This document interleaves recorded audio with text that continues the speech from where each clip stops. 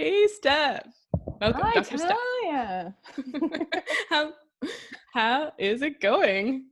It's going pretty okay. Like most days are pretty good, and then I have the random write-off day, which is usually like, I guess one of the reasons why I love Polyvagal Theory, because on the write-off days, I'm like, okay, what state am I in? What does this mean? What can I do about this? Where am I on the ladder? Which I find really helpful, because as soon as we start to approach those situations with a sense of curiosity, it takes a lot of the shame out of it, and it gives us a little bit of space to consider other options and to like sit in those feelings and let them happen sometimes. Yeah, like when you're curious, it's pretty much impossible to be judgmental. And usually shame and judgment kind of go together. But if you're Yeah, curious, you don't have any preconceived notions about the thing that you're looking at. So there's this openness. yeah, It could be whatever it is. yeah, yeah. And like awe's in there too, right? Like you leave yourself open to like seeing the beauty of the world and nature and all of that. You get out of your head a little bit. Yeah, Yeah, you're not like, yeah. that's an ugly flower. I hate you, flower. You're like, wow, Yeah, look at this flower. exactly. You become a hippie overnight. Exactly. Yeah, exactly. Like awe and curiosity kind of, yeah, it puts you in hippie state immediately, Yeah, which is maybe the key for a good mood and a yeah, good yeah. nervous system. Yeah. But let's jump into polyvagal, because you're already using polyvagal terminology. Can you explain to us what that is? So there's no really simple way to explain polyvagal theory, because it's pretty in depth. And usually when I talk to my clients about it, I'm usually just taking like a piece of the theory that I think is really applicable to them, and then I kind of just send them to other resources, like to Stephen Porges or Deb Dana, who have like a lot more resources and information about it. But essentially, I will try. So in school, we learned about the autonomic nervous system, right? And you have the sympathetic nervous system and the parasympathetic nervous system. And the way we learned about it was they were like these two opposing forces. One is like the fight or flight fear response, and the other one is rest and digest. When in fact, Stephen Porges is like, hey, it's actually a little bit more complicated than that. And he talks about it in 3 stages. So before I mentioned the polyvagal ladder, which is a term that Deb Dana uses. And she uses the ladder because when you go through the stages, sometimes it feels a little bit like you're climbing up or you're like going down the ladder. The ladder of arousal kind of thing? Yeah, exactly. Yeah. And at the top, you kind of like, you feel like you're in control. You have a little bit of foresight. It's like easy to see other people's nervous systems and what they're doing. And then the further down you get, the more like inward you get. And so at the top you have like the ventral vagal. So it's more the safe and social place. This is where it's easy to concentrate and focus. It's also a lot easier to socialize with other people. In this place, there's certain behaviors that just happen automatically. So like, for example, our body language changes, our voice changes. We tend to use the more prosodic voice. So the prosodic voice is like that voice that you pull out when you're like talking to puppies or a baby. Yeah. There's like a little bit more tone in your voice as opposed to like a flat affect. Your eardrums change. So your eardrums actually get a little bit tighter so they can pick up the higher sounds. So if somebody else has like a prosodic voice in your environment, you can pick it up. Oh, interesting. Yeah. And then the facial muscles too. So like where the vagus nerve, the ventral vagus branch goes into the brain stem. That part of the brain stem also innervates muscles of the face. So our facial expressions actually change when we start to feel safe. And then if we drop down the ladder, so let's say there's a threat in our environment and we drop down into sympathetic. Sympathetic is actually, it's not a branch of the vagus nerve. It's our sympathetic nervous system. And this is the fight or flight. This is where we either try to fight off the threat or we try to run away from the threat. Our eardrums relax. So now we're tuned into the loud booming sounds. And if somebody is like being a hippie in our environment and starts going, oh, look at these flowers, how beautiful, we might not actually hear that, or it might sound annoying to us. And we're just purely focused on survival. And then if for whatever reason we can't get out of that situation, or in the past we've had situations where we haven't been able to get out, then we can drop even further down the ladder, which is shutdown. This is the dorsal vagal branch of the vagus nerve. It's another part of the parasympathetic nervous system. And this part isn't really the rest and digest. This is total shutdown. So this is like dissociation. This is fainting. This is like apathy, not really caring much. Sometimes it can look a little bit like sadness too. And people tend to get stuck here. It's really hard to get out. But what's really useful about the latter is that often people can use movement. So to try to kind of go into like the sympathetic movement to try and get them back up to the safe and social. Interesting, right? You can start to activate, because we often think about the sympathetic as bad. It's like, oh, it's fight or flight. We don't want that. But when we're in shutdown, maybe we need to kind of activate that branch of the nervous system to kind of get us back into the window of tolerance, which I know you're going to talk about too. Yeah, probably. Yeah. Probably, right. yeah. So the window of tolerance is a place where you feel safe and social, but it's like the amount of stress that you can handle and stay in that place. So another word for that is resilience, right? So essentially it's like how you act in the face of stress and how much stress can you handle before you start going down the ladder. Along that lines too, in the safe and social, in the ventral vagal, there's also mixed states. So very rarely are we purely in one state. And mixed states might look like tag when you're a kid, right? So you're like still in sympathetic mode, but you're still feeling safe. Or when you're embraced by a friend and you're holding still, that would be like the parasympathetic, like immobilization, but still in safe and social. And so if kids go through their childhood and don't have opportunities where they can practice, the sympathetic mode in safe and social, or like resting and still feel safe, then these adults end up having a lot of, attachment disorders. I was just right? So happy you brought it up. I love attachment theory. I'm just obsessed now with it. I feel like that's the next place I'm gonna go. Yeah, it's so funny actually. I mean, a little personal, maybe a little bit too personal, but I've had a string of dating experiences where my friends would be like, have you heard about attachment theory? Have you read about attachment theory? Because you sound like you're preoccupied, attached. But I'm not there's definitely a spectrum, I think, for insecure attachment. And I was and I remember just kind of dismissing that, reading the book Attached and feeling like, okay, it's kind of pop psychology. But then recently I discovered Dr. Kirk Honda from Psychology in Seattle. Oh my gosh, write it down. It's so good. He is he has a great podcast, hundreds of episodes, maybe thousands of episodes. And he deep dives into attachment theory and different psychological constructs. He's a couples therapist and a family therapist. But he also has a YouTube channel where he analyzes reality TV shows. And it's amazing. Like he'll pause a conflict, and he'll be like, okay, this is what's happening. This is the attachment style playing out. He's like, I'll bet you the next thing that this person will say is this. Then he hits play and it literally comes out of their mouth. I'm like, this is the thing I want to learn. But yeah, attachment styles are everything. It shows up as health anxiety, it shows up as depression. So yeah, tell us about attachment theory. Yeah, well, I don't know enough about it to talk about attachment theory, but social interaction is so important for our mental health, right? And one of the ways that we stay in safe and social and our window of tolerance can grow is to co-regulate with other humans. So remember when I was talking about those face muscles and the voice, it's important that that's thrown back at you and that you're playing, a little bit of catch or something with this other person that really helps bring your nervous system to that place of safe and social. So if your attachment style is off a little bit, that makes it very difficult to have meaningful relationships with other people. Yeah.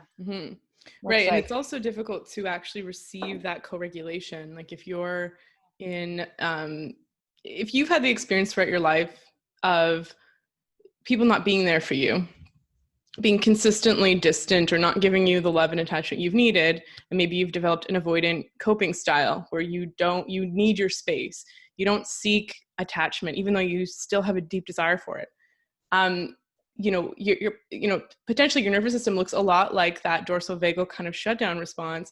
And you might not be compelled, because you've developed this understanding throughout your life that people are not a safe place to go. So you're not necessarily going to be compelled to go and seek that person to regulate your nervous system. It's almost like something that needs to be worked on and taught. And yeah. Starts with curiosity. Yeah. And with those people, you're often like, oh, there was something off about them. I don't know why. Like, usually it's just, they're in like shutdown or sympathetic, and they just can't throw those safe and social signals back at you. And it feels off. And then because they're signaling danger to you, right? They're setting off your nervous system. So one of the reasons why I totally fell in love with polyvagal theory, like overnight. And a big part of that was because when it came to mental health, everybody was talking about like cognition, right? And I would often say, even to my clients, that like, okay, I understand here that I shouldn't be anxious, but I don't get it here. Like I can tell myself like morning, afternoon, day, and night, like I shouldn't be anxious. There's no threat. This person won't hurt me, but I can still feel it in my body. So why is that? And polyvagal theory, it's like, it talks about top down, but it also talks about bottom up. So sometimes we say that the story follows the state. So that like internal monologue that you have going on in your head, that's like just the backdrop, and then what did you say then? And then how did they react? That's all reflective of your state. So it's not even necessarily true. We make up all these stories that end up, influencing our direction in life, who we're friends with, whatever. And it really has to do with our state. And it's subconscious, but like we can definitely tune into it, right? And then as soon as we know it and we know the dialogue, and we practice a little bit of mindfulness around it, then it's a little bit easier for us to like separate ourselves from that chatter. Totally, because you could feel those signals of anxiety, and it could be because there's something wrong that you need to respond to, like a tiger 100%. jumping out of the bushes at you or whatever. So important. Yeah. Or you're taking a big wave surfing. Yeah. Or you're on a podcast, You're on a yeah, exactly. Yeah. Feel the things. But if you were just sitting in a quiet wood and you felt these, I'm recording a podcast kind of nerves, immediately your mind is going to start to say, what's wrong? What's going on? There must be something wrong. I'll do this all the time. I'll start to look in my life, like what is out of authenticity, or out of integrity in my life? And then you start searching. But it could just be blood sugar. It could just be 100%. Just the inner workings of the body doing its thing. Yeah. And how do you use mindfulness in this case? Specifically with polyvagal theory, I have recently really gotten into Deb Dana, and she really likes mapping out the states just to get to know yourself a little bit better. So by writing out what situations put you into, usually the best way to start is sympathetic, because people usually really know what that feels like, the fight or flight, the anxiety. So using examples of what puts you into that state, what that feels like in your body, but also then the triggers, like what gets you there. Then usually you would go to the dorsal vagal, so the shutdown, the immobilized state. And again, like situations that get you there or like reinforce that state, and triggers that put you there. And then usually you end in safe and social, partly because it can be really frustrating to not come up with an example of what you feel safe and social in. So this way you're like getting the practice of like, what is the state and what situation am I in? But it also, just because if the person has difficulty finding it, you don't want to start with like a roadblock, a difficult task, right? And then with the safe and social, there's like no triggers that really get you there. But like I recently came across the word glimmers, which is kind of cute and hippie-ish. Yeah. So like what can get you out of there, but also like what keeps you there. So like for me, it's definitely biking, definitely knitting, walking outside in nature, but also like there's key people in my life that I feel really, really safe and like authentic around. Yeah, those are usually the ones. Oh, and traveling. Oh my goodness, traveling. I don't know what it does to my nervous system, but it's amazing. Yeah, I've recently appreciated the maybe the skill or the resource of using other people's frontal cortices to help me regulate. So when I'm having my spinning, I'll just kind of go to a few key friends and be like, okay, this is what I'm thinking. I know it's ridiculous, but I just need you to tell me that it's ridiculous as well. And there's something about that, just it's like polling the social group, you know? Yeah. They're like, yeah, tell you that thing that you're telling yourself is no, it's fine. Or they'll just give a Yeah. different perspective, or and then it's okay, I'm good, you know? Yeah. Immediately. And I've tried not to. I thought, okay, well, how come I can't self-soothe? How come I can't just do that on my own? Like, you know, with my cognitive behavior therapy thought record and processing. And you can do that for sure. But there's something really powerful about outsourcing our emotional regulation to the community, to our community, you know? Yes. And I think also to say those things that typically trigger anxiety or shutdown around somebody who's co-regulating with you at the same time. So like you're talking about it again, but in a situation where you feel held and like safe in that situation. And it takes a little bit of the trigger out of it, I would say. Yeah. Yeah. I have like my friend Lisa recently, almost every single time I see her, she's like, did you know we're in a pandemic? I'm like, that's what I tell clients all day, every day. Like, you know, like, sure, there's stuff going on, but we're also in a pandemic. I need a friend to tell me that too. So if we were like, for the last few months, we have, as a society, not been safe or social. I mean, we have been on one level, but there's definitely a level where social interactions are obviously much different, and there is this sort of ominous sense of lack of safety because there's a pandemic going around. Yeah. How do we actually regulate ourselves in this circumstance, especially since it's new? Yeah, absolutely. I was recently listening to a podcast where Deb Dana was a guest. Podcast. I think it was now it's called Stuck Not Broken, but it used to be called the Polyvagal Podcast with Jason Sinceri. That's how I initially got into it, especially because his first couple episodes use music as examples of sympathetic and it's great. But Deb Dana was recently a guest, and she said, when we're in safe and social, there's 3 things that we look out for. And one of them is context. So right now the context is we're in a crisis, we're in a pandemic. The second one is choice. We don't have a choice. It involves us or not. We could change where we're moving. There's still a global pandemic.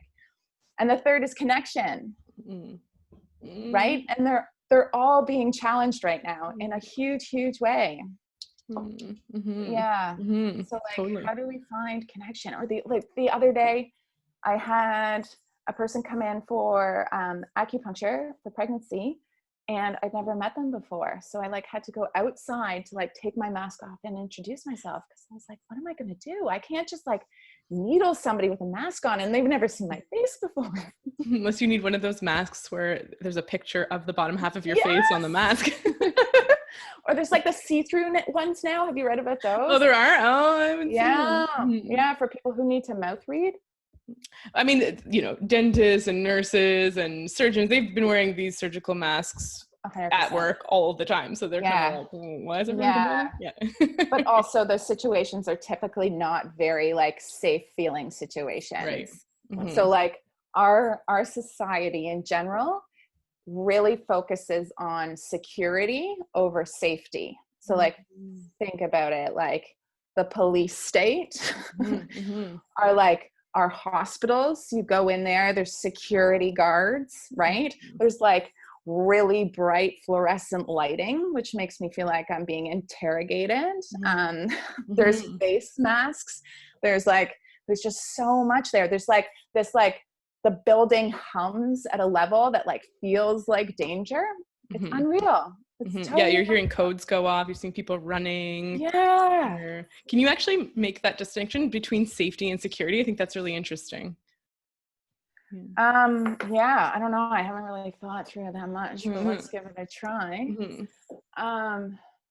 So security, I think security is often this idea of protecting goods, right? Like protecting property.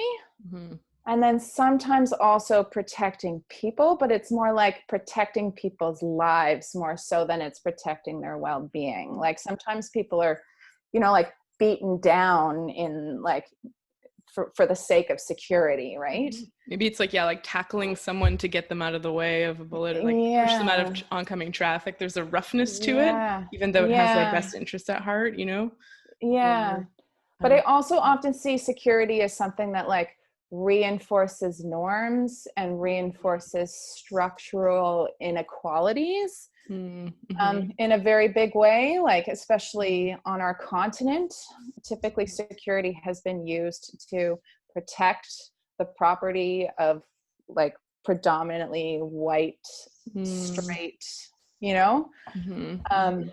and it's in a lot of ways it still does reinforce those norms. It's almost, it's like security is trying to preserve comfort, which is different. I think we talked about this in people that travel. Yeah. So exactly. Right. So it's, it's sort of the people making the laws, the people dominating the culture are trying to preserve their own comfort. Right. Which then it typically is like the white cis, person or identity. But it's almost like I think of like people that travel and they're like, oh, I was so uncomfortable and I didn't feel safe. And it's like, no, you were safe. I mean, there were street vendors talking to you, or maybe there were crowds, or there were people, you didn't speak the language. Maybe you were concerned because things just seem to operate in a way that's different from what you're used to.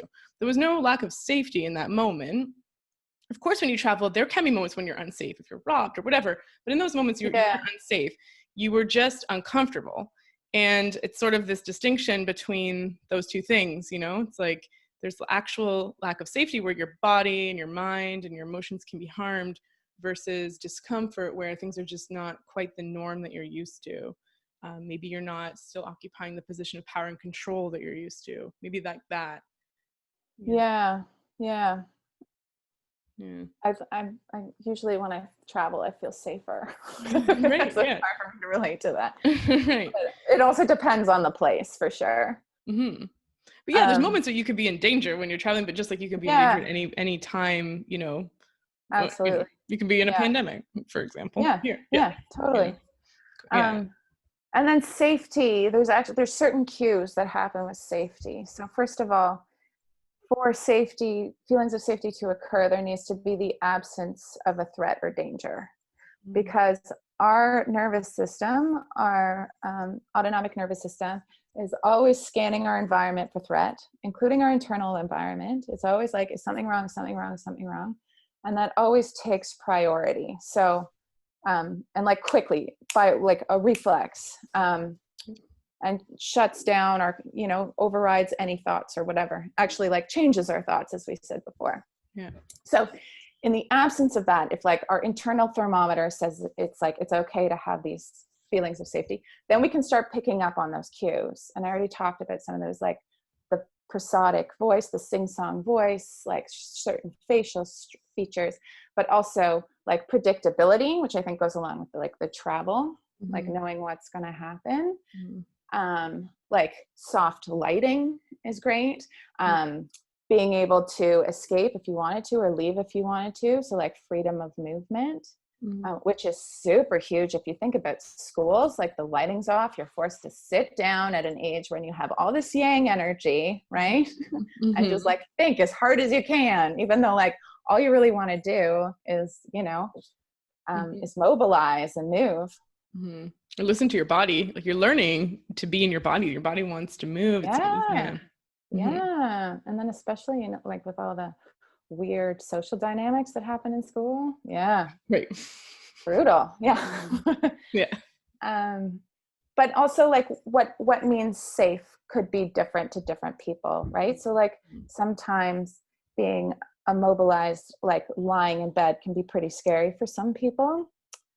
So it's also based on experience. Like I recently had somebody come in who said they don't feel safe when they're perfectly still, which is like partly a huge problem here, but then they do when they feel like playful safe. So when they like involve a little bit of the sympathetic there, then they feel comfortable.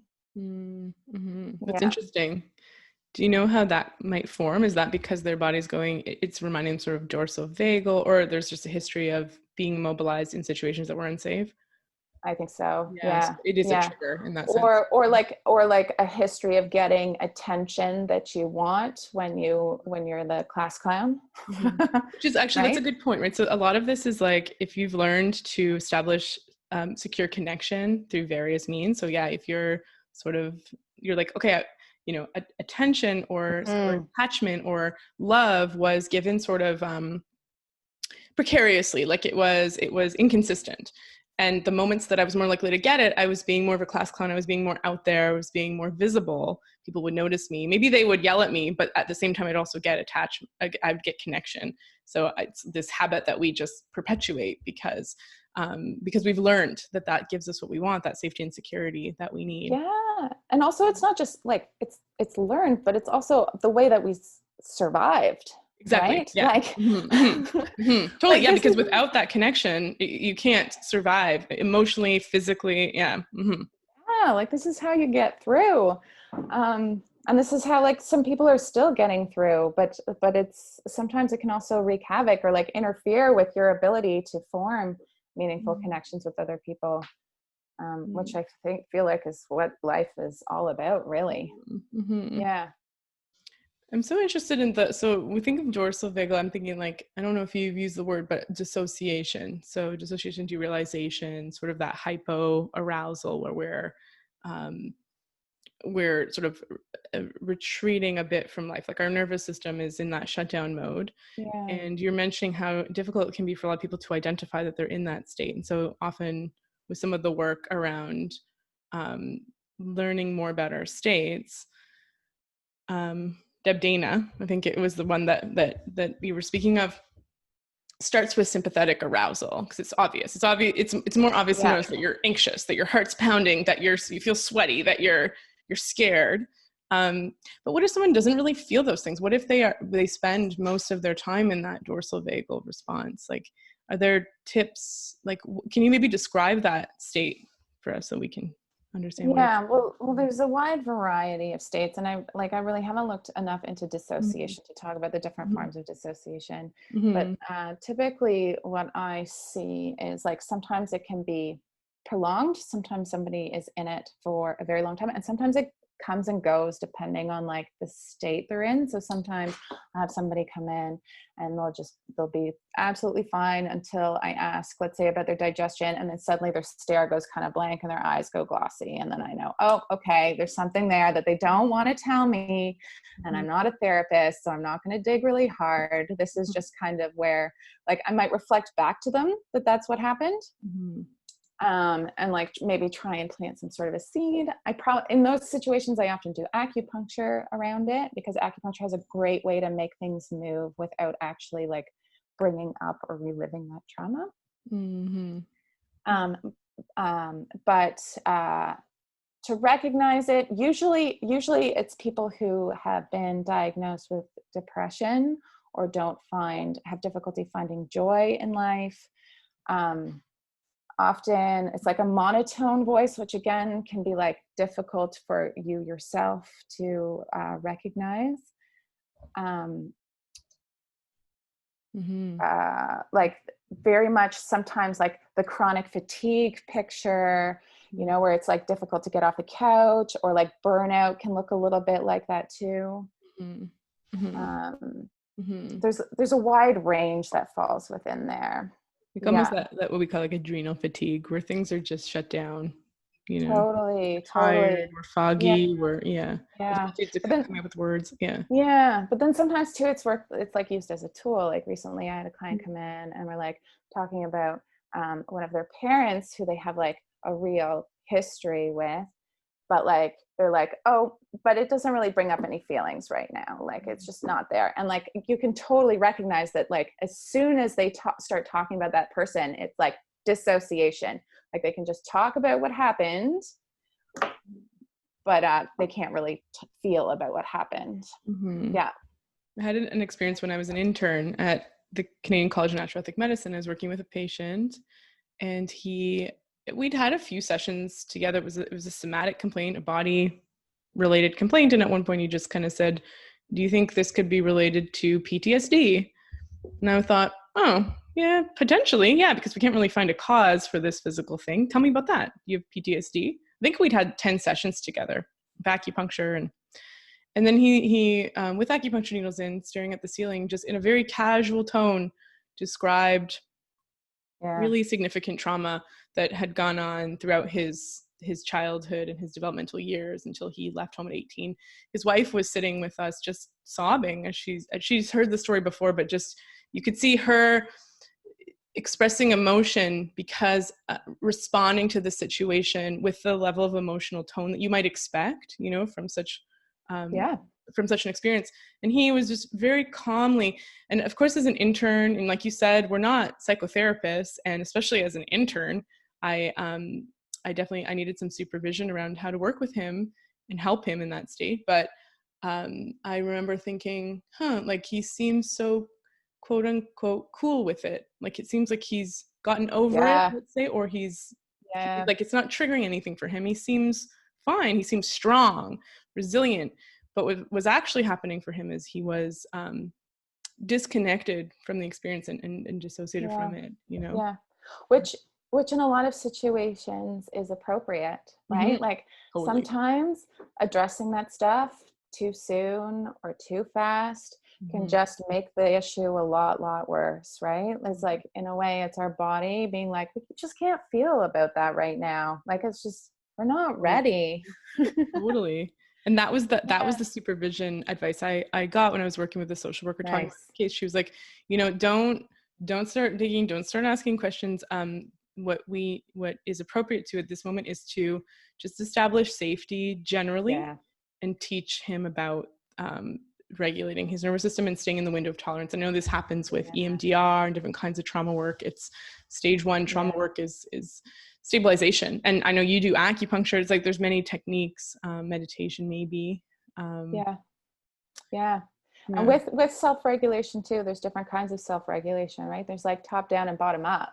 We so often talk about the top down stuff, but it's like the bottom up that's really important to polyvagal theory. So top down is like mindfulness, meditation, CBT. And then the bottom up is like acupuncture, movement, some of yoga and some breath work. That's kind of like straddling the two sides, right? Because like breathing is a conscious and a subconscious thing. But so the parasympathetic nervous system, 90% of it is the vagus nerve. So the vagus nerve plays a huge part in the parasympathetic nervous system. And 80% of that is actually bottom up. It's afferent nerve signals. So it's actually like way more going up to the brain than down. So, and like the examples we just talked about, where there's people who like recounting the information just sends them into shutdown, and like trying to make them feel about it can be quite dangerous. And like sometimes we don't actually have to. So like things like EMDR, things like acupuncture can actually help do this like bottom up regulation so that they can start, climbing up that polyvagal ladder, and then maybe eventually start to engage in some more of that like co-regulation, safe and social behavior. Yeah, I love that, because I think that's the future of psychotherapy, because so much of it was that top-down cognitive behavior therapy, mind over matter, mind over mood. That literally is a workbook. It is. Yeah. Which I find absolutely.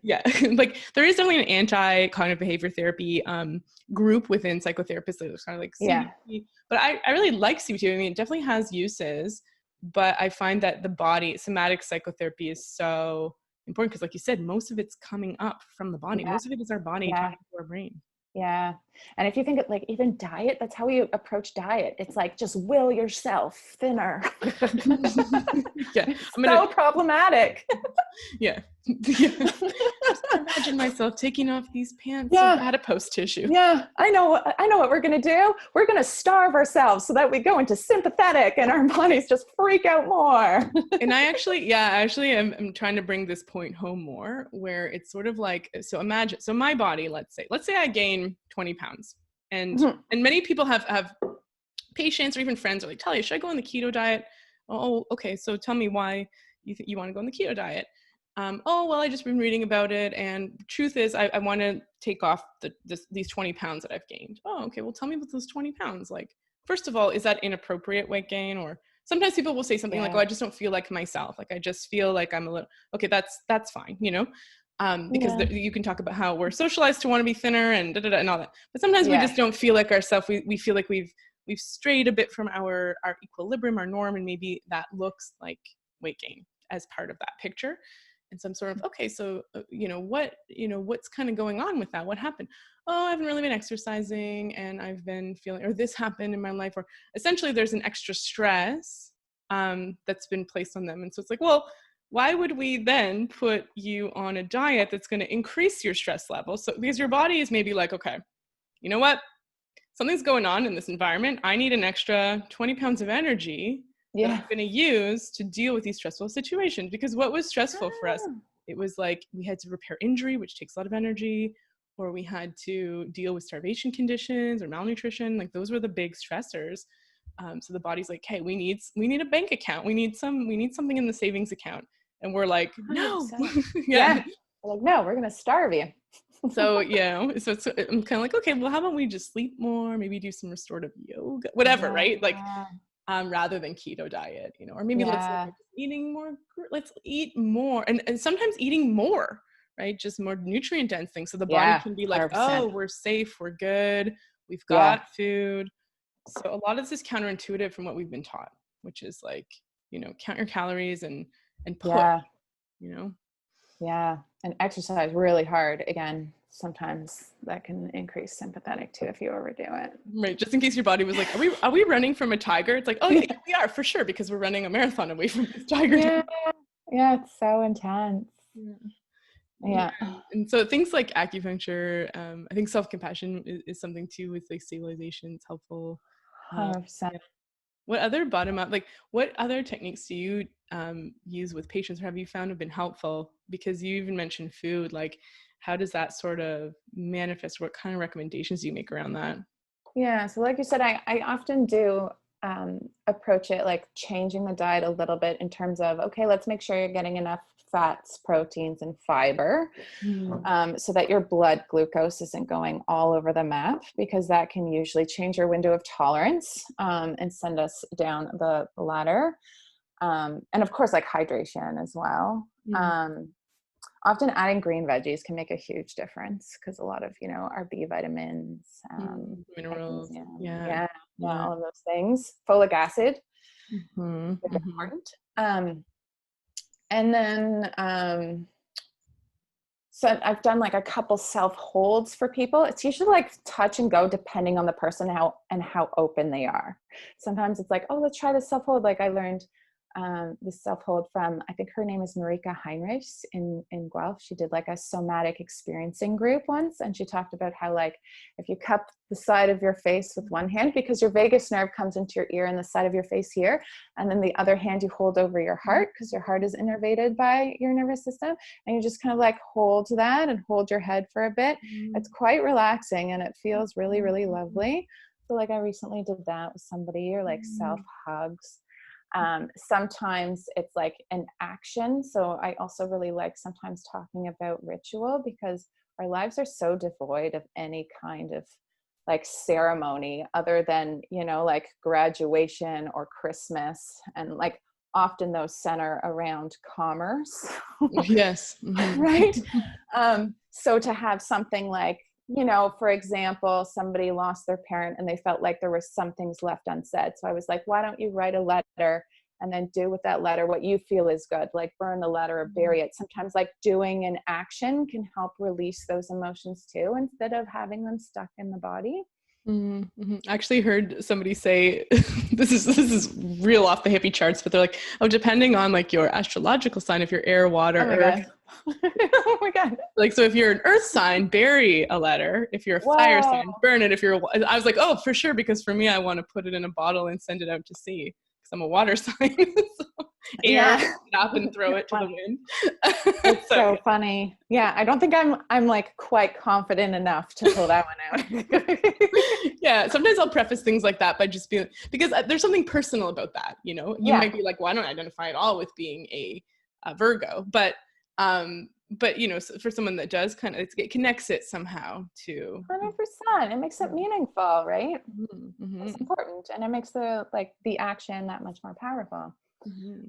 And then I often also use like nutrients or herbs, depending on, you know, what stage people are at, what their other symptoms are. But recently I've like really gotten into using GABA, partly because it's so affordable, but also it's so effective. And then I'm like, okay, GABA works for you. Now I have all these other things that I know also work on GABA. And for the longest time, I wasn't dosing it high enough. Because you know how they talk about like the pharma GABA versus the regular GABA? I find the regular GABA works just fine. I just need to dose it higher. And that whole thing with the blood-brain barrier, apparently our vagus nerve has GABA receptors on it into the gut. So hello, maybe I'm activating the vagus nerve there. Yeah, and I think that's why it like just over-the-counter GABA supplement isn't addictive the way that like a benzo is, right? A benzodiazepine, which activates GABA receptors, crosses the blood-brain barrier, and then you can become addicted to it. It's one of the most addictive substances on the planet. But GABA lozenges, because they're activating, but like you said, it's 80% afferent. So by calming the vagus nerve, you're sending a signal from the gut to the brain, just being like, life is good, everything's calm, everything's good. Yeah. And then there's also like on the way up in the brainstem, there's the gatekeeper, right? Who's like, is this important information? Is this going to go to the brain? Is this not going to go to the brain? So like perhaps too, by having those like checkpoints on the way up, instead of it just going into the blood-brain barrier, it's not like being punched across the face. It's more of just a like, hey, let's lift you up a little bit. Yeah, like let's really, here, there's competing signals. Like there's the signal of danger coming from the body, or whatever emotions, and the mind is receiving that. But now there's another signal. There's some GABA, which, just for whoever doesn't know, is a calming neurotransmitter. Yes. It activates the vagus nerve, parasympathetic nervous system. So it's like, okay, well, actually, here's a GABA signal. So it's kind of calming, maybe muting that danger signal. Whereas, like a benzo, a lot of people will talk about how, oh, my doctor prescribed me anxiety medication, told me not to take it longer than 2 weeks, which is now standard. So we really don't have pharmacological tools for anxiety anymore, because the benzos are so addictive. And SSRIs. Maybe exactly, like SSRIs, you know. But they're like, okay, so I took Ativan, or I took clonazepam, I took a little bit, but I felt like it made me so tired, because it just, like you said, punch across the face. You just cross that window of tolerance right into hypoarousal. Yeah. It's like override. Totally. It's almost like the vagus nerve is there as like the conductor, right? To be like, okay, we're going to let a little bit of like sympathetic in here. Okay, we're going to put the brakes on that. That's feeling a little bit dangerous and that's not appropriate. Okay, we're going to relax. We're going to whereas like the GABA is just, the benzo is just like, you're out. Yeah, you're done. There's a tiger that's clawing at you, but like you're not responding. Yeah, which can feel like dangerous, except you can't have that response anymore. Yeah, it's like you want to be able to operate heavy machinery if you need to. Yeah. Anything that's like, don't operate heavy machinery, you're like, okay. I know. Yeah. This is mean. Yeah. You might not want to use the dishwasher under the influence of this medication. It's but no, I think GABA, I've experienced a renaissance with that too. I love it. Yeah. So good. And then like probiotics, we know probiotics also can release GABA. So again, that's like another connection. Like it might work through the immune system, but it may also work through the vagus nerve. Yeah, I love how this all comes together, because Dave Miller was talking about, he was a couple episodes ago, and he is talking about how same thing, like the butt to brain connection and working with the vagus nerve and taking the stress off the physical danger signals of the gut. So like anytime there's inflammation, that sends information from the vagus nerve to the brain being like, there's an issue, there's danger. And so he's like, by just calming the gut with, deglycerinated licorice lozenges or something, it can help just take a load off that signal. And then Kim Bretz, who's the microbiome person, she again is talking about GABA and the microbiome and how, again, this information travels with the vagus nerve. And so I love how vagus nerve is getting its time in the sun. Yeah, it's such a star right now. Yeah. Cranial I'm nerve like, pan. Yeah. yeah. And when I learned about it, it was like, oh my God, my nervous system makes sense now. Right. Like now I get it. Like I always got it, but it's quite an experience to have words for it. Mm-hmm, mm-hmm. Yeah. Mm-hmm. Yeah. Right. You can start to say like, how are you on the Vegas scale of 1 to 10? You're like, pretty good, pretty. Yeah. Or like a couple weeks ago where like I looked at, I think it was like a flower, and I was like, usually this would make me really excited. Like, what's going on here? Oh, I'm in shutdown. And it's so nice to say like shut down instead of depressed. Yeah, right. You know, or like sometimes I'm shut down, but I'm not sad. I'm just like, yeah, I just emoted for too long. You know, I was spending too much time on other people's emotions that I'm just like emotionally burnt out. And like, I'm at a place where I just like need to stare at a wall, but it's like, oh, I'm not depressed or sad. I'm just like shut down for a little bit. This is like a bit of a reset. But then also when it hits a point of like, okay, now I'm feeling stuck. What do I do? Oh, okay, let's do like some soft movement. Like maybe like running on a treadmill right now isn't a good idea because I don't necessarily want to be like in full blown sympathetic, but I want to like nicely get myself up there. And then if I'm feeling anxious, okay, now maybe is the time to like go for a run to release some of that energy. Right. Right? Mm-hmm. Yeah. That's really it's through recognizing it that you can then name it and then respond in the way that you deem appropriate. Exactly. And a lot like mindfulness, the more you talk about it and the more you explore it, the more that is accessible to you in the moment.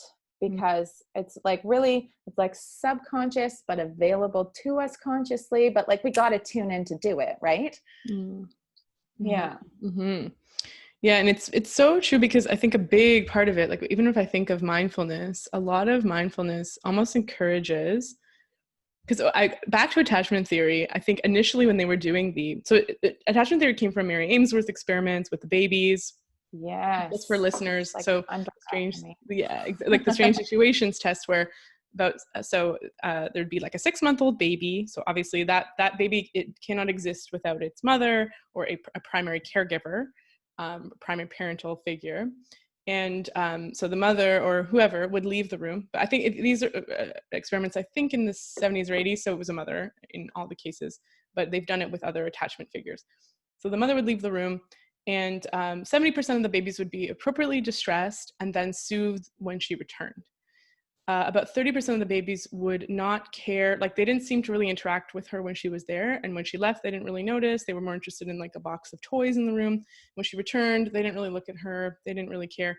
That's more associated with avoidant attachment style. And then about another, sorry, that was 15%. Another 15% were extremely distressed when she left the room. And then when she came back, they weren't easily soothed. Some of them were violent towards her. Some of them were extremely clingy. They wouldn't leave her alone anymore. And that's associated with the more preoccupied or anxious attachment style. And I think and actually when those experiments were first starting, because the man, John Bowlby, that came up with attachment theory, he was British, and in that society or that culture, it was almost heralded to be avoidant attached. So it'd be like, exactly like children are seen and not heard. Children you shouldn't talk to children in that I forget the name of the voice that you're talking about, prosodic, the like prosodic sing song. Yeah, don't talk to children like that. Talk to them like adults, they're gotta be stoic. Exactly, stoicism. So they actually thought that the avoidant attachment style was normal. And it actually, that attachment style doesn't exist. They've repeated the experiment. So interesting. They've repeated this experiment in different cultures. And they found, for example, in Japanese culture, the avoidant attachment style does not exist. And it's simply just because the way that children are raised typically in that culture, where they really are with their parents and with their family units all the time. There isn't any time when the parent's not there. So, so that was sort of seen like the avoidant attachment style. The child that's stoic, that doesn't care if the mother's there or not, was seen as the healthy, quote unquote, healthy type. And I feel like a lot of mindfulness circles, because one of the misconceptions with mindfulness is like, oh, you're not feeling your emotions, or you're not reacting to your emotions, or so sometimes it can attract more avoidant attachment styles and potentially encourage that too, right? Like, but I think the point that you've been making is that that mindfulness is about really understanding what's happening with your internal state and noticing if you are in shutdown, or noticing when you are in hypoarousal, or that sort of dorsal vagal response, and then being able to respond appropriately. It's not just about like, well, I have an emotion, I need to keep everything in and controlled and down. 100%. And like, sometimes not even act on it. Sometimes just choose not to act on it. Mm-hmm. But sometimes even just noticing can take a little bit of the edge off of it, or like make it less overwhelming. Mm-hmm. It also puts us in a position to like act versus react. We're like more likely to question what we're going to do. If we're like, I'm feeling angry because I'm in sympathetic because of something that happened to me earlier today. Is this really how I want to act? But I mean, sometimes too, like you just can't stop it. You're just mad. Right? Well, like it's not, you don't, it's, and it's totally not about not being mad. It's maybe accessing the primary emotions if anger is a secondary emotion, like, oh, I'm actually hurt. But it's also, normally if I'm mad, I throw things or say things I don't mean, and then I have to repair that. If I'm mad, I shut down, but here's a way I can. And it's giving you, and like giving you the option at least of like changing it or acting on it if that's what you want to do.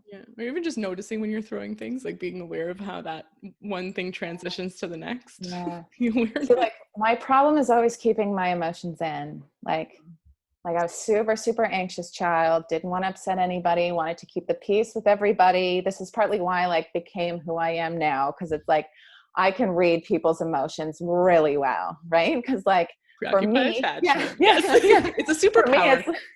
It's totally a superpower. And like I get exhausted from that sometimes, because like if I'm in a large social group, there's so many people's nervous systems that I've tuned into, but because of that, I'm often putting my own feelings on the back burner. So like anger is something that I understand, I see it, I feel it, but when I feel it, I really like have to encourage it, and it's uncomfortable and I don't like it. And when I do throw a thing, it's like, oh my God, did I do that? And then I'm like proud of myself. Quickly pick it up. Never mind. Don't worry. Back up and put it back in the drawer. Have you ever like screamed the loudest you could scream before? Have I? Yeah, when I was a kid in a pillow, and I remember as a kid being I really didn't like anger because I had nowhere to put it. So I remember just feeling it bubble inside and just screaming in a pillow, and muscle relaxation. I did tell the last time I remember getting really angry. I had all these Thanksgiving leftovers. I mean, this is such a privileged story, but anyways, and it makes me seem like a 4-year-old, which we do. Like, so a lot of these really like big reactions, we do go back to, like, I think 100%. Probably the emotional age I was at, that was like 8 or 9. But I had all these Thanksgiving leftovers that I'd packed away. I had them in my fridge. I was excited to have, food for lunch the next day. And my family was over. And they went into my fridge and they ate it all. And I felt my understanding was that they were doing it to spite me, that it wasn't just an accident. Like, oh, we ate first of all, I'm like, why can't you even collect your own leftovers? Because there were so many leftovers. So, these leftovers I collected, and I had plans for them. And then second of all, I felt like they were just sort of like, oh, her leftovers, let's just take them. So that was so that made me really angry. That was your story. That was my story. And I remember being like, malice lives in all your hearts. So, and then like whatever, then like 5 seconds later, I was like cooking lunch for the next day, just like, But Yeah. but it's very rare, right? So a lot of us, it's that comfort with anger. How do we respond to anger? My way was not very productive. It didn't get me my leftovers back. No, but maybe next time you'll speak up. Yeah, exactly. Well, I mean, they were sort of like malices in our hearts. Like we were just hungry.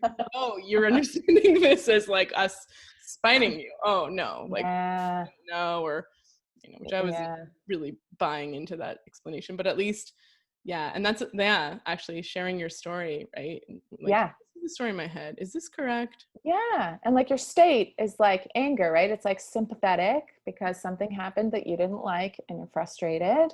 And then the story happens like, oh, they did this on purpose. And we do that all the time when we go through life, all the time. Oh, they didn't look me in the eye. That's because they didn't like me. No, they're shut down. Totally. And if you start to approach other people in the room like that, you often assume the best of people, which usually just like makes for better relationships and an easier life. And like, I don't think it's something that you should force, because I don't think forcing anything is necessarily good. And that might not make you feel safe if you're forcing, because choice is really important.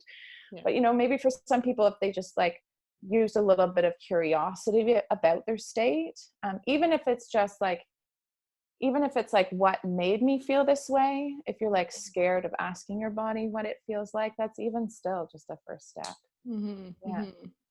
And how could one, if you have a friend who you can see is sort of in that shutdown mode, so that's really helpful, right? It's like just to be able to know, oh, yeah, that person's not looking me in the eye or just running away.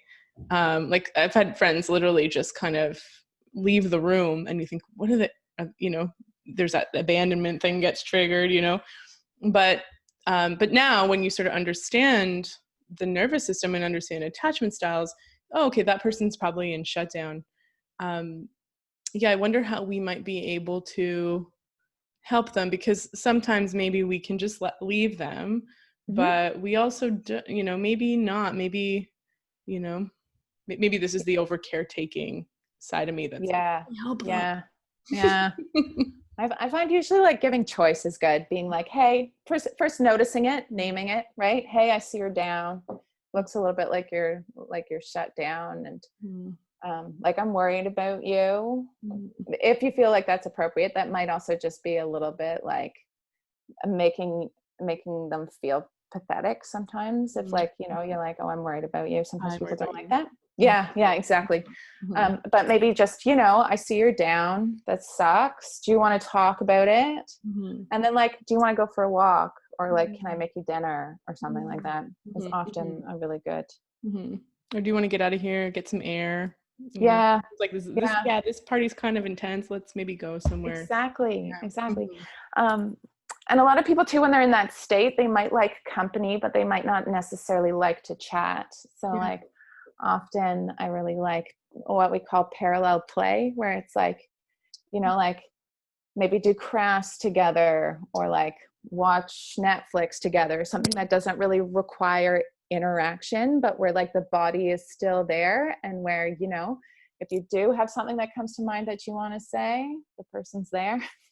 but there's like none of that. So one of the signals of threat is judgment. And often people feel judged in social interactions, especially if they have social anxiety, which is like what I've had pretty much my entire life, very intensely.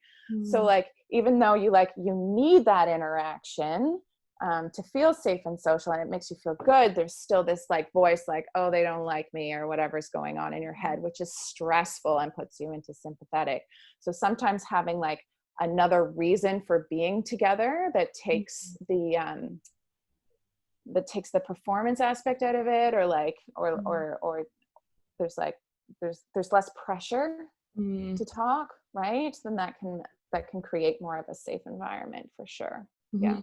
I love that, the parallel play thing, which I think is really interesting. We think of the circumstances with quarantine where so much of it was like the social interaction was like Zoom chats or video chat where you're just gazing, not even at someone's eyes, because in order to do that, I have to look at my camera.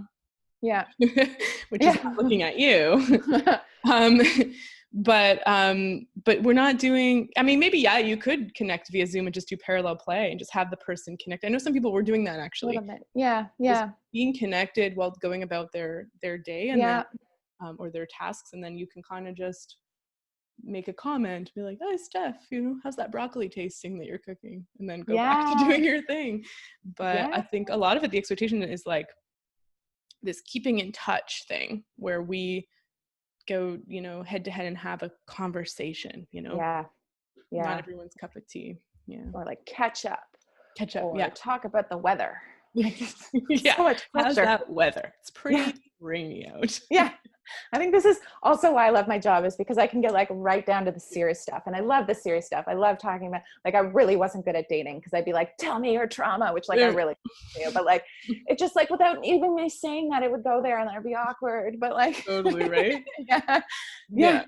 But that's why I feel comfortable. Yeah. Well, and also I think part of it too is just knowing that there's something below the surface. So if somebody, someone's talking about the weather, you just want to name it. Yeah, but you're like, okay, there's a value here. When we're talking about the weather, we're not it's really like, oh, the weather. I'm like, but I talk about the weather because of surf forecasts. Very interesting to talk about the weather. If someone knows the weather really well. Yeah. You're my buddy. But it's understanding, like, okay, why the weather? Oh, something's important to them about, so I think, when you're trained to look deeper, then it's really hard to just stay at that level. It can go vertical pretty quickly. Super difficult. Yeah. But another safe and social, I was just reminded of another signal that we can send out over Zoom, is that of mirroring. So mirroring is when you copy the other person's movement, whether that's like going like this or like this. And we like naturally mirror what the other person is doing, just to show them that we're intrigued, that we're engaged, that we're safe. So one of my friends has been doing this like expressive art sessions over Zoom. And for one of them, we actually like, we did like hand movements of how it felt, how the session felt. And then everybody copied it. It was really cute. And it felt so good. What was your hand motion? I don't know. Right now I want to go like this. Yeah, exactly. Yeah. And then everybody else did it. And it was like, oh my God. That made me really good in here. In here. Well, you felt validated. You're like, oh yeah, everybody had the same experience. It's that rewarding feeling of, we all had a similar experience, but this is evidence that it was a really similar experience from internally as well. It wasn't us. Like if you're all looking at the same thing, like that analogy of the elephant where people who are blindfolded touch an elephant. One person goes, oh, they touch the tail. Oh, it's the snake. And one person touches the foot. Oh, it's a tree trunk. But you're like, we're all looking at the same elephant. We're all experiencing life in the same way. We're all together. It's true. Yeah. We're all making this hand motion in response to the same session that we were in, Yeah. It like reminds us of like the greater stuff, and it puts things into perspective. And I love so when you're talking about the hands on the body, the self-holds they're called. Self-holds, that's right. Yeah. And this comes up a lot. Like there's a book, Bouncing Back by Linda Graham, it's a book about resilience, and then Kristen Neff and self-compassion. There's a lot of hands on the body for oxytocin release. And I remember actually had a bit of a breakthrough with a patient talking about this last week, where I was like, it's because if I put my hands on my body, I'm like, okay, I feel a hand touching. I'm more in my hands as the experience. It's kind of like looking through a chain link fence, where you can look at the chain links and then the background's blurry, sort of a what do you call it, shallow depth of focus, like a camera lens, or you can focus on the background and the chain is blurry. So I'm like, I can feel myself touching my body, but I can also focus, which takes a little bit more effort, on my body receiving the touch. And there's something all automatically soothing about that. And I think we did it together, and she was like, oh, right. Yeah. Like it does feel like being held, Yeah. Beautiful. It can be really powerful. It super can. Yeah. From the hand on the face. So nice. It reminded me of like, have you seen the Midnight Gospel on Netflix? Oh yeah, it's so good. That last episode where it's Oh. like it's talking about like meditation, and they start with the finger, like feel what it's like to be in your finger, to be your finger. What does that feel like? And then like feel it the hand, and then the arm, and then the other arm, and then like your limbs. Oh, it's so good. It's so good. Yeah, Yeah. what's it like to concentrate all of you in your finger, the tip of your finger. Yeah, and all of a sudden there's a change in your experience, you know. So intense. It's so But good. meanwhile you always have a finger. There's always sensation in your finger, you know. Yeah. Yeah. It's like, again, it's that like subconscious that can come into your consciousness. But like, there's just so much information, right? We need to like pick out what's important. And really it's the danger that's important. Yeah. That's what's going to help us survive. Yeah. Right. Yeah. That's I think this idea of like the negative bias where it's like, why is it so hard to appreciate things? It's because, I mean, if you just appreciated things and didn't focus on what was dangerous, you wouldn't survive. So it really is like a conscious shift to try and focus on the things you want to, right? Like to focus on the tip of your finger takes a lot of work, because the tip of your finger for evolutionary purposes is kind of irrelevant unless you've cut it or hurt it, you know? Yeah. Or you're using it for something. Yeah.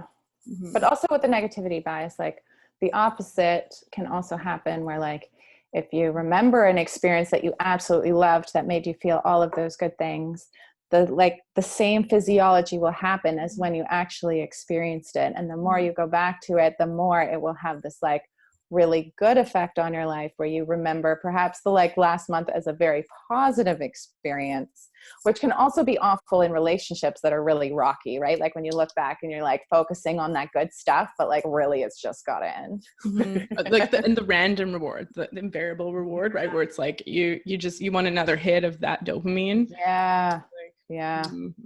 So you're like, I'm miserable, but I'm going to get that text message that I crave. It's going to validate me and establish my attachment security. And I also like this chase because it's what I'm used to and all that. Yeah.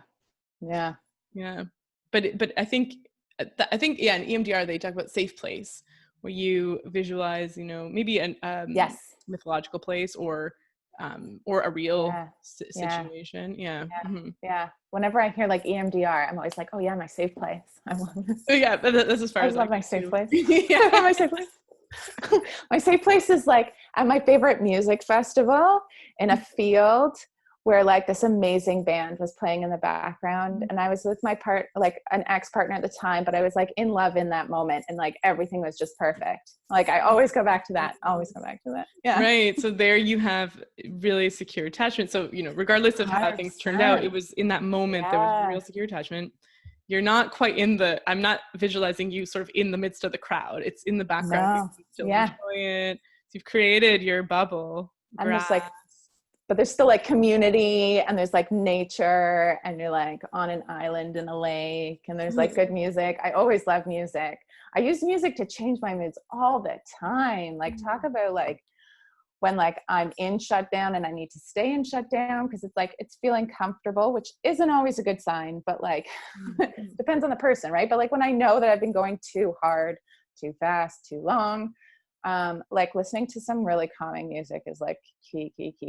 And then I definitely have like some like more punk, like loud, sometimes screaming music that like I'll pull out once in a while, where it's just like, I just need to get rid of some energy on my way home from work, you know? It's like, releasing that pent up stuff. Yeah. And then lately I'm super into Father John Misty, which is probably more of like the shutdown stuff, because he's an artist who's super depressed and like so lovely, but like really down on the world, and like, but his music is so beautiful. So I think in some ways that has like really helped me to like hold space for those like sad feelings, you know, and like for the frustration of like where the world is at in so many ways in terms of, you know, like inequalities, but also the environment, and then also COVID. Like it's just layer on layer right now. It's a lot. Yeah. As you're talking, I'm wondering about, because you were saying, you know, sometimes I want to stay in shutdown, but the way that you describe John Misty, what's his name? Father John Misty. Father Yeah. John Misty. When you describe the music, it doesn't sound like you're, and you can correct me, that you're like dissociating when you listen to it. Almost is like something about that resonance, or that shared common humanity of like, Yeah. he's describing this place. I'm in this place. It almost seems like it's bringing you up the ladder. 100%. Yeah. 100%. Yeah. Yeah. And It's yeah. not shutting you down further to listen to Yeah. someone who's describing that state. Yeah. And it's like somebody coming and saying like, hey, I understand you. I get where you're at. Like, it's okay to stay there. But by that, you're already creating that connection that's like working that vagal brake. The vagal brake is like your vagus nerve allowing things in and not, and like making sure that all of the states are appropriate to the environment, right? So like you're accessing that place where you have a little bit more control over your state, a little bit more emotional regulation, even though you're in the sad. Yeah. Even though you feel the shutdown. Yeah, Right. absolutely. Yeah. You're just heading into the sad. You're like, let me just stay in the sad. But by doing that, it's like a paradox. Now I'm actually not out of the sad, 100%. but I'm in the safe and secure place, safe and social, by being social, by, Father John Misty and, sharing. Yeah. Thanks for that. I've never thought of it that way. But then sometimes I listen to it and I'm like, oh, this is annoying. Like, it's beautiful, but it's annoying because I'm not there. Mm-hmm. Right. You're like, I need the punk rock. Yeah. Like smash things. Yeah. I need to scream in the basement. Yeah. There's something because this idea of I think last March I remember texting my friend and being like, so it was this idea of all the things that I help people with. This is last March. I'm like, all these things I help people with, fatigue and hormonal imbalance and mood is I have a low mood. I'm definitely hormonally imbalanced and I am fatigued, and like all of the health issues that people are coming to me with, I feel all of it, and I was really not in a great place. And I remember just wanting to lie on the couch and eat. Yeah. And I was like, maybe this is healing. And my friend's like, yeah, maybe you're in a space where you are developing empathy for that need to do that. And it's not wrong. And eventually you will get up off the couch. This is the idea of healing. And, but, by forcing it, maybe, your body is not ready. It's like, this like being in shutdown, or I don't know if it was full shutdown, but it was kind of in the middle, like it was on the edge of, it was maybe a couple steps up the ladder, let's say, but it did feel, it felt bad when I was worried about it. Like, how long am I going to be here? My entire life, I'm going to, or it made it mean things. But if I was just like, it just feels right to just lie on the couch and watch Netflix and let's see what happens. And let me give myself time, let me listen to Father John Misty. Yeah. But it's not easy to do. Like, our culture is so focused on productivity. I find it impossible to relax, which is why I'm so glad that my partner's good at it. Because like, I need people. Like, maybe that's why I love the parallel play thing. I need people to be able to sit down. Like, if there's dishes to be done, or like, I'm going to do it. I'm going to clean that closet. I'm going to, like, until I literally am just staring at the wall, and then I'm like dissociated. And like, if I'm dissociated, that's not really all that helpful anymore. Right. Because then like, I don't really know what I need or want anymore. Like, I'm not in my body anymore. If I'm like watching too much Netflix, or like, playing a computer game or something for too long, it gets to a point where like, okay, for the first half hour or hour, that was probably restful, but then you're just like so tuned out that it's like, it's not really good anymore. Yeah. And you feel stuck. I think that's you get stuck. Yeah. Like, I feel like I'm done getting enjoyment out of this video game, but I can't stop. Yeah. And I think people in general are pretty good at knowing when they're stuck. Like, a lot of people will use that to explain what their mental health feels like.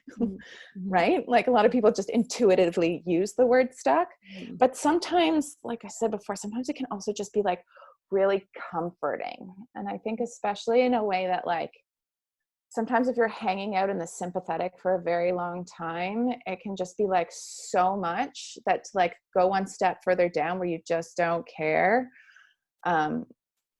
can just feel really, really soothing, but also dangerous. Especially, you know, if there's some of that fear around like starting to move again, and especially if you start to develop like panic around coming into contact with other people, right? Because like the longer it's been since you've had a social interaction, especially like a good social interaction, it's hard to like be interactive with somebody and show those facial muscles, and right, like it's a little bit of like a thing you need to flex. It's a thing you're supposed to learn from your parents. Totally. And your community. I should say your community. I really don't think it's like solely up to the parents, but like today, a whole lot of parents are in fight or flight and in shutdown, and they're not able to do that for their kids, right? Because, you know, because we don't take care of each other very well. And we're in these nuclear family units, which now it's being revealed to us, like we really did have a village, but it wasn't quite a village. You know, we had daycares and we had childcare in school, but now that's all shut down. It's really just the nuclear family units. Yeah, 100%. But even when we had school, so like, so what, you go to like what, grade 12 with all your friends, if you're lucky, like you didn't all change schools, and then you go all to different universities, and then you go to university and you have your university friends, and then you go to all your different jobs. Like there's so many interruptions, and it can make it really difficult, especially for people where it takes like a little bit longer to build trust. I completely relate to this, like socialization being a muscle that you flex. Like I remember moments when like being in shutdown throughout my life for periods of time, and then returning back to the social world and feeling so socially awkward. And I actually had a few moments where I remember feeling, you know, throughout this quarantine, like I feel like I'm so my like socially awkward years, definitely like middle school, right, is like this classic time when horrifically we're social awkward. I remember thinking back to that, so like observing my behavior in my state and thinking, I feel like I am 13 again in some ways, and I feel like I've moved past all that stuff or healed a lot of that stuff, and I'm like, what's going on? And then it just kind of occurred to me, like, you just haven't had social practice, you know, with the small acquaintanceships, like saying hi, making small talk with the barista at your coffee shop, those things, you know, making small talk with the cashier at the grocery store. Now, you know, cashiers, rightfully so, are terrified, especially at the beginning of this whole thing. They're not being safe and social at all to just kind of chat with you about bananas or whatever. So it's all, stay behind that line. Yeah, exactly. So, and then without the social cues, like, I mean, I have kind of a funny story where I bought children's books for my friend that just had a baby, and I sent them via Amazon, and they were just books I loved as a kid, probably as like a 7-year-old kid though. And then I remember thinking, oh, they're having a baby. These books are not baby books, even though babies can't read any books. And I was like, oh, baby books are kind of like those big cardboard books, or the books that float in the bath. I'm like, what I did was weird. I didn't buy an age appropriate gift. And then, which is a ridiculous thing, and this is one of the things that I outsourced to my friend, who was like, it's fine, at baby showers you get all kinds of things, like, but I was like, it's like me buying size, you know, 18 jeans for a baby and being like, oh, she'll grow into them. and then, you know, I just was stuck in this thing, feeling sort of outcasted, just very strange. It's such a small example, but it was just such a strange experience. And then I was like, what is going on? Why am I so self-conscious and socially awkward? And it was, you know why? There isn't the social cue of, if we were at an actual gathering and they unwrapped the gift and I saw, compared to the other gifts, it was kind of age inappropriate, I may have made a joke. They would have laughed, smoothed it over and said, oh, of course, we were asking for books. Babies can't read any books, and these are great. And all these books are teaching you about psychological schemas and complexes, and that formed you. And that's really cute and personal. And thank you, you know? So it was these kind of things where it's just like, without that feedback, you know, sending gifts into a void, the mind just fills in the blanks. And it was without her nervous system telling your nervous system it's okay. It's like a whole nother thing to like see it typed in an email, right? You like need the body language too. Yeah, like, thank you for the gift. And you're like, what does she mean by that? Is that thank you for the gift, or is it thank you for the gift? Or like they just don't want you to be embarrassed. You know? They're just taking care of you. That's it. Yeah. And then they're like, oh my God, guess what Talia did? Or that was, I think I saw a funny meme about exclamation marks. And like, the first one is to show that I'm friendly. The next sentence, I don't put an exclamation mark because it's too many. The third one is, it's like all the meanings. So funny. Yeah. But it really makes me wonder what things are going to look like. I mean, I feel like it's going to be a very slow process, but I mean, once we're at a point where we can go into each other's homes again and sit down and have dinners again, or like go to, I don't want to say a bar because I don't really drink all that much these days, but like go to a restaurant and feel like comfortable not wearing a mask and having the chairs a little bit like that kind of an environment, and being social in that kind of environment, what that's going to do for people. And I know there's some people that are already doing this. Like in my community, our restaurants are open and you can take off your mask while you eat. But in my community, we're still, like in my friend community, we're still very aware of who we're in contact with and what our bubbles are like. So it's going to look very interesting. Like even just like getting together in a park and sitting 2 meters from one another, like it's definitely weird.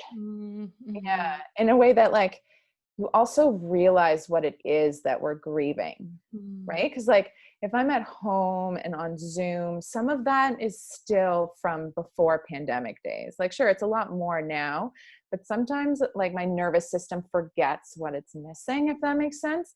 And then I see a body that I really, really want to hug, but I can't hug. And then I'm like, oh my God, like I need that hug so badly. And I love this person so much and I never see them anymore, you know? Yeah. And a lot of that's flooding back. And then it's like a lot of social awkwardness. But right, because do I hug? Do I elbow tap? Do we don't touch? Or also, when you start to that idea of, oh, this is what I'm missing. Like I remember feeling that when I would see someone be like, oh wow, that's right, what it's like to. And then I remember having these really strong cravings to sit around a campfire with people, very specific, a campfire, a group of people around a campfire, and people, and you're not, it's again that parallel play, but we're sort of just making comments, making jokes, banter, just like those stupid offhand little things. You're looking at the stars, your mind's kind of wandering, and you're just together. You're not having these focused Zoom conversations like this kind of thing was. I was craving it. Like I want a group of like 6 or more people, campfire, and we're just witty banter. You're just hanging out. And you know, it was actually on. So there was a storm on the weekend, and so that means waves on the lakes. Right. And so everyone else is cowering inside. I was like figuring out my day, planning it all. Nice. And so on Lake Erie, so Sunday evening, there were waves on Lake Erie, and a lot of people heard about this. It's Sunday night, so there's like, and you don't think that the Great Lakes has a huge surfer community until you see when there's a big day. And the waves were scary, way out of my comfort zone. So I was kind of like, I could paddle out in that, but I wasn't like, I definitely was out of my window of tolerance to actually take a wave. Until my friend was like, you have to take at least one. And then I just wiped out, lost my Oura ring. It was just, and then I was like, I think it was okay. And I'm like, at least I tried. So we're like in this crazy like storm-like conditions, a big group of people, all social distancing, obviously, because it's like you're surfing, you can't be near people anyways, but just a big group of people. This kind of, you're not really talking, but I saw a lot of people that I knew before, I hadn't seen in a while. And at one point the sun comes out and there's this amazing, perfect, I've never seen a rainbow like this. It was a perfect arch. It was like Lucky Charms cereal box, you know, the 6 colors just completely fleshed out. There was kind of a double rainbow, but the main one was really strong, opaque almost. And it was like, wow. And so you're kind of trying to enjoy it, dealing with the waves. And it was just this magical moment where I was like, this is what it's all about. And and it was just kind of like, but these sort of spontaneous moments where it had all the things. It's like you're moving your body, you're in nature, you're with people, there's this camaraderie, but it isn't necessarily intense focused interaction. You're just kind of together in these circumstances. Then this beautiful thing happens that was totally unexpected, that the earth just kind of offered up, and the sense of awe, and it just was, I miss those so much. And like the spontaneity, like, like just going out. And I don't know, like going for a walk in a park and running into a friend and then having a walk with that friend. And then, whereas now it's like, oh, what are you doing? Like, do you have a mask? I don't even really feel comfortable like walking and social distancing, because then you're passing other people and, you know, like everything requires so much planning. Yeah, right. Exactly. But yeah, but I'm also so lucky because I'm still seeing people in clinic. So like I'm doing acupuncture in clinic. So I do have like some face-to-face, like I do see my front desk, like there's 2 other naturopaths that practice in here. So that is like, oh my God, it's so helpful for my nervous system. Days when they're not in and I come in, it's like, it's a huge bummer. It like almost ruins my day. Yeah. I'm like, you're alone. Yeah. yeah. I'm like, baby, gotta be home tonight. Cause like I've had no social interaction today. Yeah. Yeah. You see another human at least once, please. Yeah. Yeah. Yeah. Yeah. Yeah. It's so important. Are you Yeah. still doing community acupuncture? Like, or is it So just community acupuncture is closed right now. Mhm. And we're just kind of feeling things out. And like whether or not I go back is in question too, because it's like, it's a business and it's COVID, you know, and really like in this world, it could probably be a one-man show for a little bit, or one-woman show, I should say. So yeah, we're going to see, but I hope to go back. Yeah, I mean, I was just going to say it's I love powerful it there. regulation, because not only is it the acupuncture, there's other people receiving acupuncture. I mean, you can definitely social distance, but it's just kind of strange because it's not typical business, not like a restaurant that we kind of can have rules around. It's like, oh, what are you doing? You're doing acupuncture altogether. It's kind of like a yoga class, like a shavasana at the end of a yoga class. Like everyone's still in their places, but there's something co-regulatory about community acupuncture. 100%. And I actually, like when I got into polyvagal theory, one of the reasons why I adored it is because it really explained a lot of why community acupuncture works. So like the fact that, sure, there is an authority figure, right? Like we do know more about acupuncture than our clients do, but they do outnumber us. And we're on a stool when we needle them, so we're not hovering over them. We don't wear white coats. Really, there's like minimal talk because we just really need the information of what we need to needle. It's like low tones too. Low tones, yeah, lots of whispering. Everything is in sight. It's like in a circle, so you can like see the circle at all times. You choose what chair you want to sit in, what blanket you want to use, whether you want a blanket or not, but also like how far you lean back. People like keep their clothes on, right? Like we needle elbows below and knees and below. Yeah, there's just so much lovely about it. And you're like sharing our time, so it's more affordable and more accessible, but then also we get more experience because we're needling more people per hour. And it's also like, as a job, it's a little bit more secure than doing just acupuncture, because a lot of people who go through acupuncture school, you know, it's similar to NDs. It's pretty hard to make it. Yeah. So and it's like, it's not huge competition to people who are doing one-on-one acupuncture, because it's very different. Like most of the people we see wouldn't be able to afford one-on-one to begin with. They wouldn't be able to go into acupuncture to begin with. And then also there's the amount of treatments. So like, it's important usually to get acupuncture more than once a week for most of the things we see. And that's just not doable in a one-on-one situation. Right. Yeah.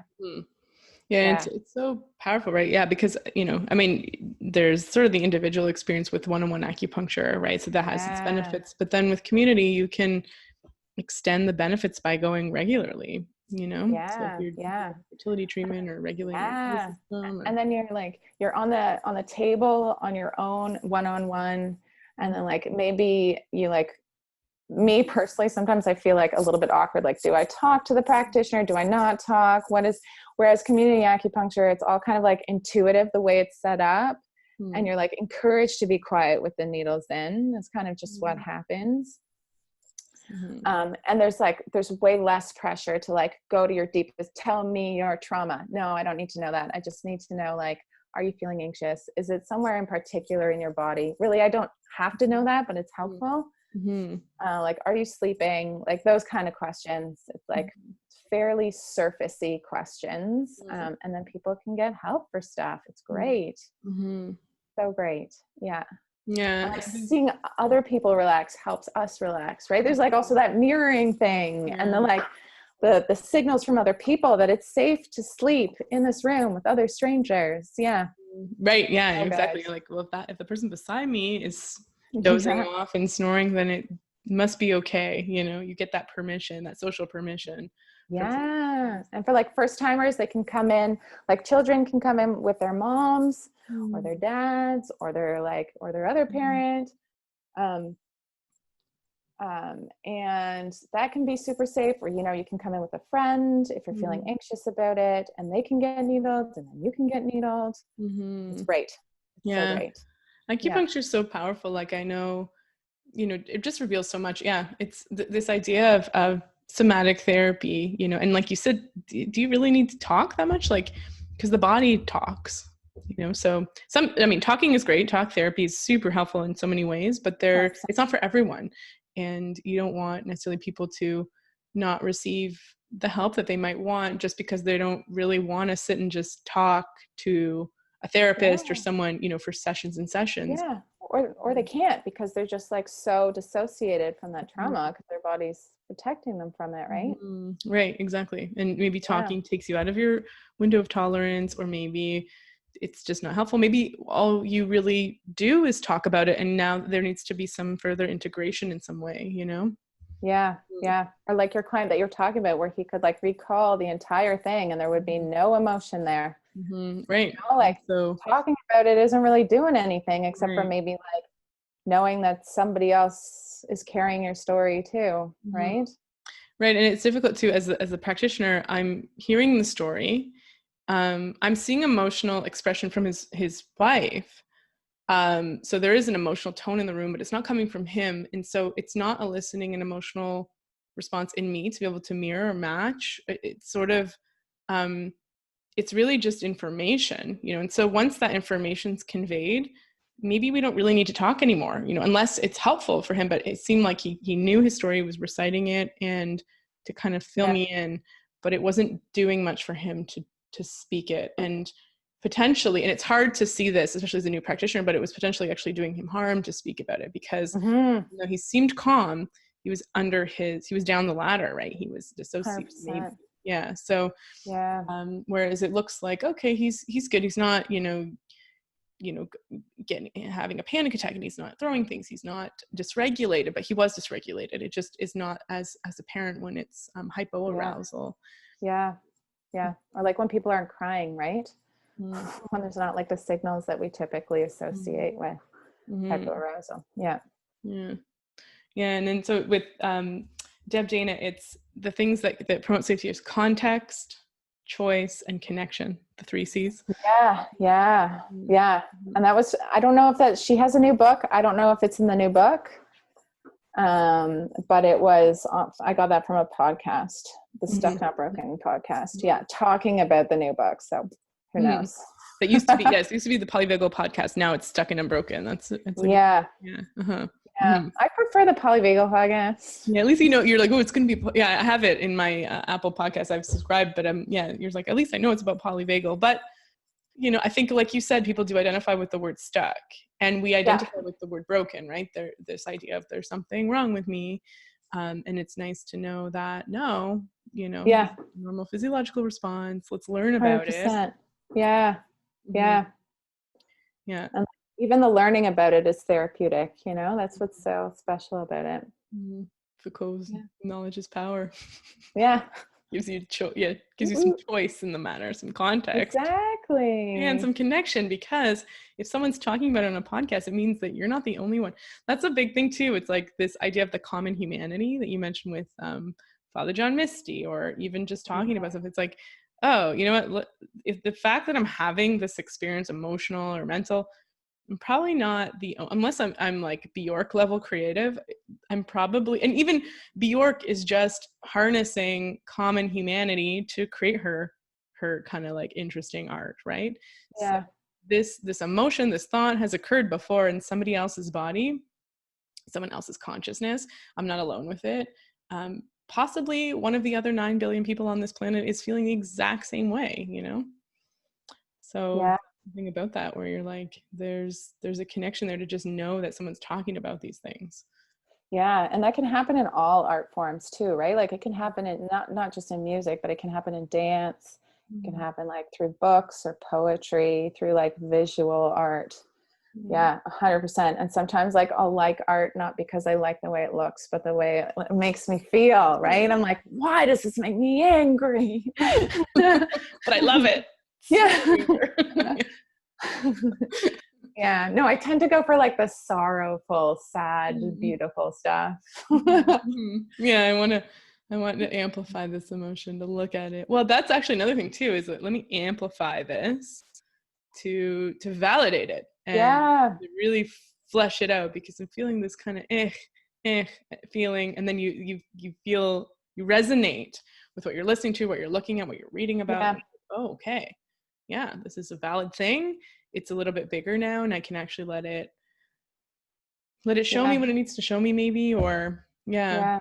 But like, imagine if we were raised in a community where it was like emotions are valuable, where like we asked like, why is it that that kid is having temper tantrums, or why are there these behavioral issues, or like, you know, why do we make kids sit in school and listen for most of their time there?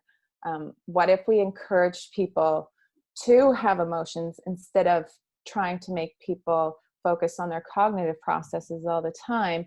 Would we need to still amplify our emotions, or would we just like be a little bit more intuitively aware of what's going on? You know, like those gut feelings, maybe we'd actually know what those were, and they'd be a very, very useful tool for most people. Right. I feel like as a society, we're very much like just walking around heads most of the time, not really like being blind to a whole lot of things, because we're not listening to a huge part of our nervous system that has some very valuable information. But, you know, we're always like, oh, I think, therefore I am. It's like the thought process that rules all. It like, it's what differentiates us from animals, you know, like it's all this weird twisted talk of like, we need to be on the top of the hierarchy and control nature. Yeah, that's actually, my friend So Victor, twisted. he's been on this podcast twice, and he's like, Descartes is where it all went wrong. Yes. That's why we have this society that we have, because the mind and body are separate. Animals don't have souls, the whole thing, right? Yeah. And, you know, if an animal doesn't have a soul, like if Coco doesn't have a soul, then my animal body doesn't have one either. It's only my head, you know? Yeah. So the animal of my body needs to be dissociated from, disconnected from, overruled, overcome. Like you said, the willpower, the diets, like the animal asking me to eat is invalid. I need to suppress it. And this whole thing that gets us into trouble sometimes, you know? Yeah. Let's suppress our drives. Like even our approach to sexuality, right? It's like, you got to just avoid it, shame. And then of course, like a good population of a good proportion of our population will have like these weird, like these odd approaches to sexuality that are sometimes very dangerous, not always, but sometimes. But I mean, that's partly because of how we view it in this shame circle. Like if we talked a little bit more, which I mean, now we talk, at least in my community, we talk about it way more, but like consent and safe spaces, and, you know, having safer ways to express those drives and urges, it can be like so therapeutic. Yeah, like exactly, like Mauricio Yoar, who's also on this podcast. So many like other episodes tie in. It's so I feel like we should all get together. Have like just a big conference. He's a sex therapist and he uses narrative therapy, and talks about this. Is sexuality, it's like, it's a drive, and then he said something else, but it's also something that's been socialized, right? So we have the drive, 100%. we have the socialization, and then sometimes those two things aren't in alignment. It's like, my body wants this, but this is how I quote unquote should be. A woman should be like this, or a whatever should be like this. And so so what happens when those things are they're inconsolable, or I don't even know what the word I'm trying to look for, but you know what I mean? Like, you're like, shame is generated. And where shame cognitive is dissonance.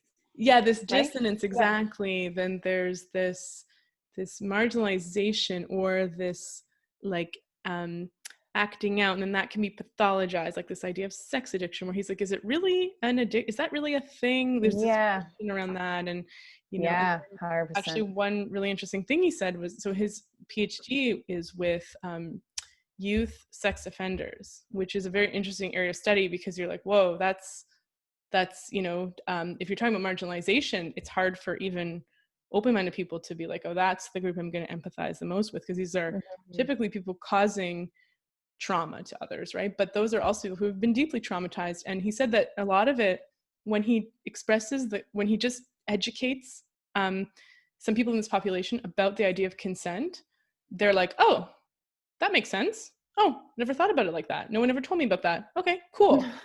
And it's like, wow, that is such a simple intervention that we, easily you could kind of label that person as like something's wrong with them. They were born this way. There was something, but it's like, oh, they just didn't know. There was just no conversation around consent in their household or in their school, or it just wasn't communicated. And the way that they identified with sex was problematic in many ways, Yeah. So this whole thing, like you said, about, the Yeah. body, the mind, the social, how we're socialized. Yeah. And Yeah. I recently came across some research that talked about people with a porn addiction, and how if they were led to believe that it actually wasn't that shameful, that actually really helped their addiction, that like the shame part was part of their addiction and driving their addiction. So perhaps if we like had a healthier view of it overall, yeah, like mm, it's it's like, I won't need to hide. yeah, and like Really. and there's Mhm. just there's so Mm. much pain that happens out of like people feeling like they don't belong, right? Like being deviant, or being like on the outskirts of society, Mhm. whatever that may be, whether it's like race, or like gender nonconforming, or whatever. um Mm. like we're it's important for us to belong, and like that alone can sometimes be traumatic, because people view us as other, and then when they view us as other, like they're not co-regulating with us, and that like it feels dangerous. And then a lot of these people go through life like with really high danger cues Mhm. thrown at them all the time, right?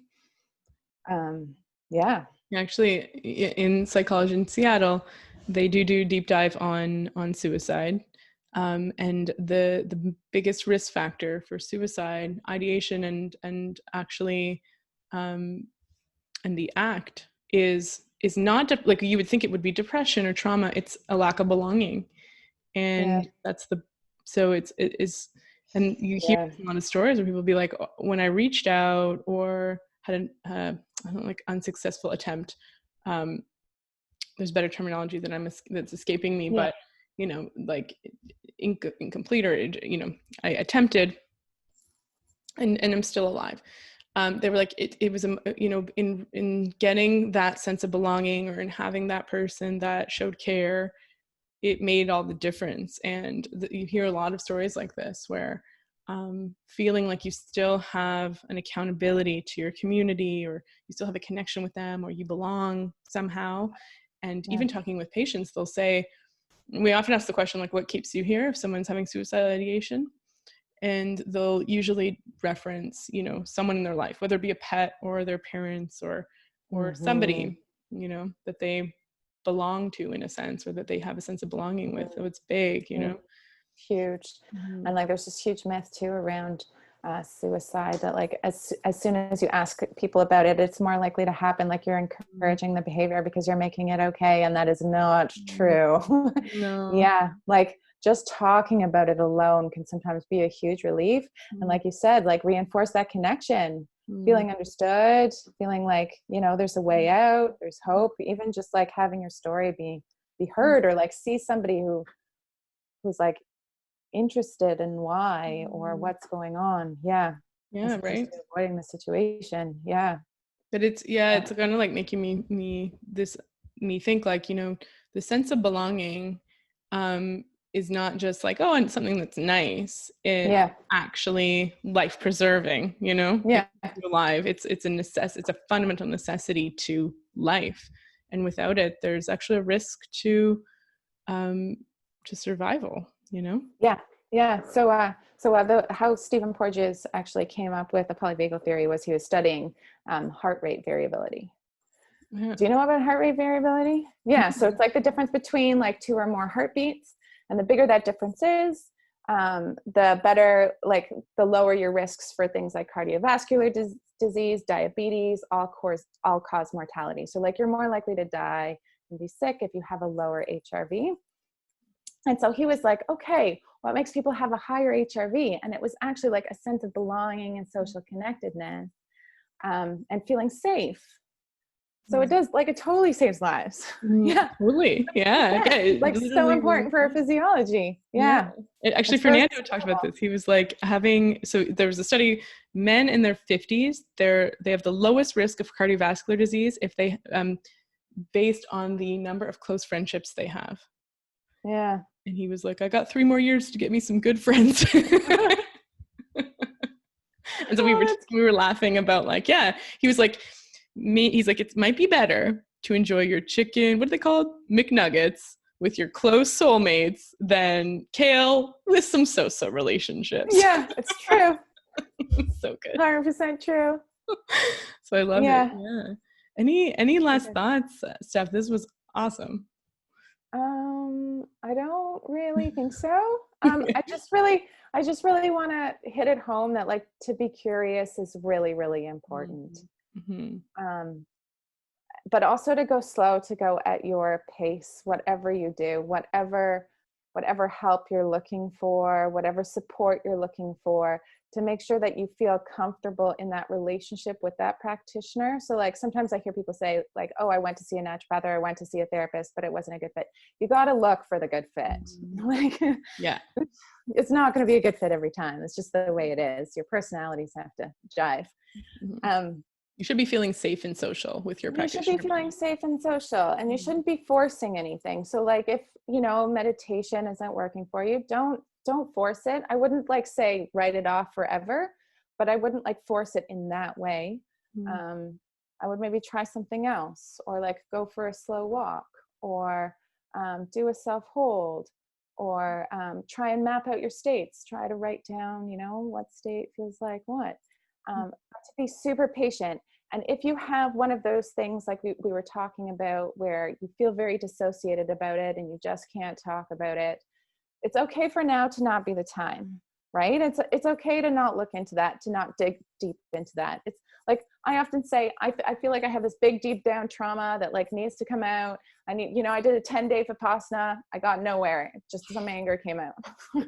I didn't find it. It might not be there, but it might be there. But it's like, sometimes you just have to be patient that it's going to come up when and if it needs to, right? To just like let it happen, but also like be curious about it, search it, find your people. Yeah. And if it needs to, because there's a good article called no, it's not no pain, no gain. It's the opposite, but it's dismantling this idea of no pain, no gain, where it's like I have to suffer to heal. It's no. You need to face your trauma. I mean, maybe.